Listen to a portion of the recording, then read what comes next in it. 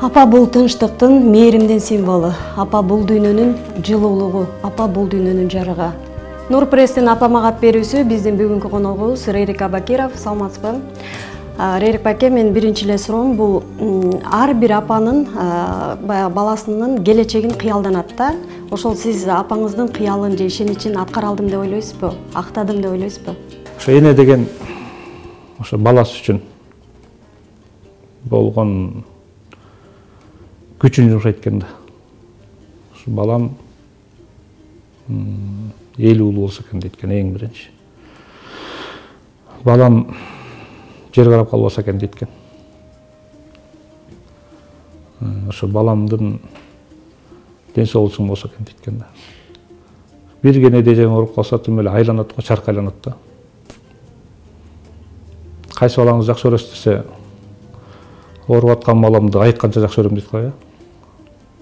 Ансандай ошо энелердикиндей сүйүү, эненикиндей жүрөк жок да. Энем эрте өтүп кеткен да. Энем 49 жашында өтүп кеткен. Апам өзү мугалим болуп иштеген.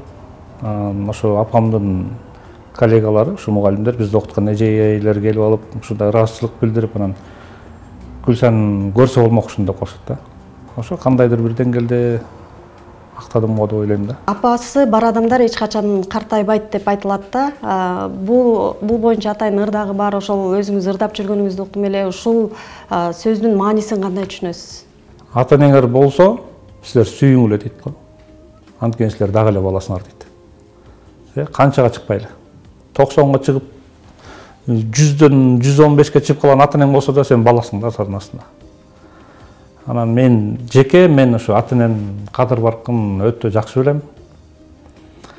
Ата энени аябай сагынам. Ата эненин оордугу кандай экенин аябай жакшы билем да. Себеби эки жакка мисалы үчүн куда сөйөк болгондо деле эки жакка барасың, көрөсүң да. Мен курактуу балдар, мен тең тутарым, же болбосо куда жактагылар мисалы ата энеси менен келет го, бир бакыйып килейген бир таянар тоосу турат артында да.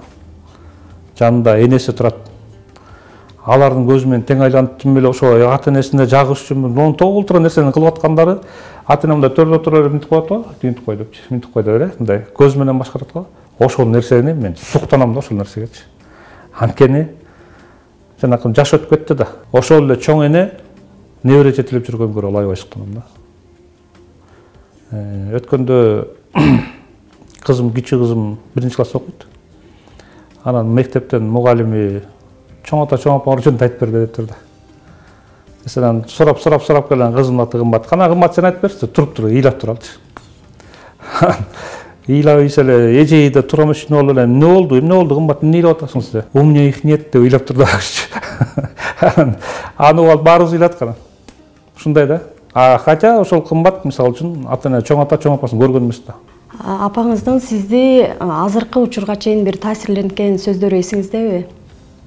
Балким азыр деле ошол сөздөрүн эстеп өзүңүздү тарбиялап турган? Ар бир сөзү. Мисалы жөн эле бир катуураак күлүп атсаң айтып коет, ай, эмнелер салаңдайсың деп коет го, мындай. Сонун тыюу да. Себеби ал мындай биз күлүп каткырып атканыбыз менен бер жактан жаманыраак көрүнүп аткан маал болуп калат экен да бир. Өзүңдү ашепке күлүп бошотуп атсаң анан ошо мындай балам дагы андан да уят болуп калбаса экен деп, ай, эмнелер салаңдайсың, акырыныраак күл, тарта күл деп коет го.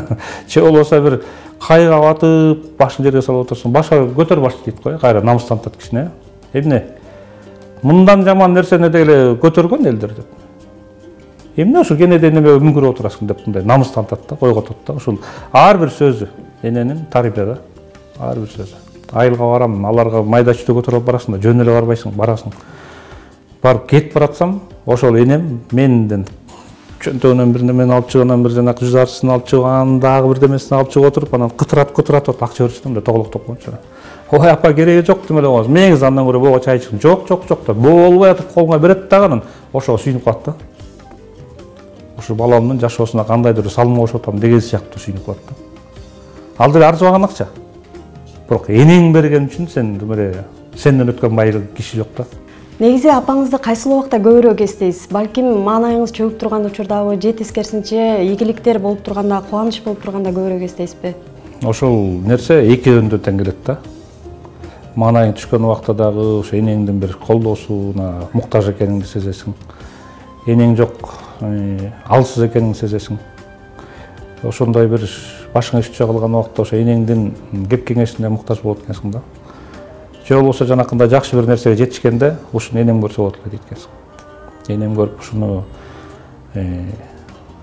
кошо мен менен кошо кубанса деп ошол эки жактан тең эле келе берет. Көбүнчө айылга барганда көп келет да бул нерсе. Себеби мен негизи чоң апам колунда чоңойгом. Ушул мен армияга кетип атканда дагы коштошуп кетет да. Ошо тапкан энем мен ошол жактан өп узатпай, анан ылдыйкы чоң трактордун жээгине келип алып, аябай шамал болуп аткан.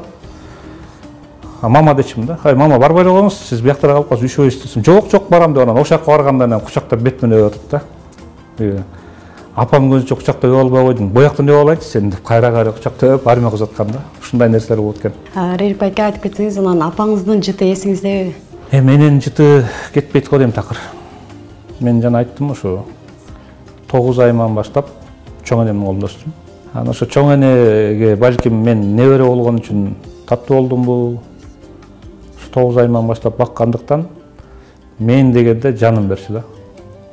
Мен дегенде ичип аткан чайын таштачу да. Кээде чакырат энем, өзүмдүн тапкан энем. Ал убакта мен бала болуп көп маани берчү эмес экенмин да. Анан чайга отурабыз, кадимкидей эле мындай көрүнүштө, чайда отурабыз. Анан атам келип, папа дейм да, папа мама дечим. Папам келип эле анан, ой Күкү деп, Гүлсан да, ой Күкү, сен башка идиштерин чыгып калган го дейчи да. А мен идишти деле көп маани бербейм да, мындай. Чай берип атат, кадимкидей эле деп. Ой сен жаңы кашыктарың, жаңы чыныларың чыгып калыптыр десе. Реригиң берген турбай деп койчу да. Карасаңар, эненики да бул. Мен ошол эле көчөдө ойноп жүргөн баламын да. Мындайчы. Күндө эле көрөт да, күндө 10 мал көрөт да. Анан ошо мени чайга киргизгенде ошо энем байкуш катып койгон жана коноктор келе турганда чыгара турган ишаяктар ошолор чыгарчу экен да, оказывается. Анан ошол нерсе күтөм да, дагы эле сагынам. Инилерим жана келиним жакшынакай кылып чайын берет, муну чыңыз деп турат, бирок жанакы короого киргенде жарыктап энем чайга алса деп дагы эле күтөм да ошол нерсе. Мен үчүн мисалы азыр айыл ээн да, бош да мен үчүн. Себеби мени энем тосуп болчу да, жаркырап. Бир апаңызды баягы жаштык кезде бир шоктук кылып, же кандайдыр бир нерсе кылып мындай өтө капа кылып алган учурларыңыз болгон эмес беле? Шоктуктун айынан ушу балдар менен уруша кетип анан операция алдым. Ошондо мен бияктагыларга эч кимге айтпагыла, ата-энеме такыр билгизбегиле, жүрөгүн оорутпагыла деп атам, больницада жатам өзүм. Жаңы реанимациядан жаңы айкондум да. Врачка айтып атам, ата-энеме билгизбей коюңуз байке, мен чыгам жакында деп кайрым чыгып кетем. Көрсө мен чоң операция алып турмун да. 4 саат операция болуп тур. Палатага которуп келсем мен ата-энем кирип келди да. Ата-энем бир туугандар менен көлдөн келип калды.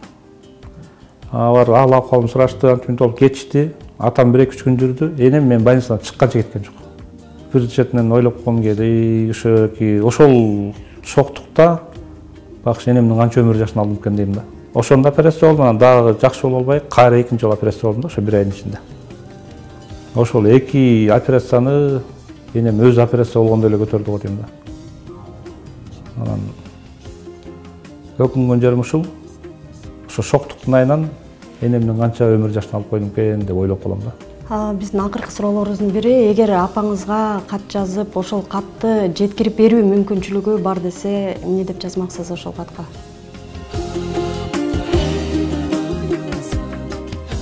Мен сизди сагындым деле жазмакмын го дейм.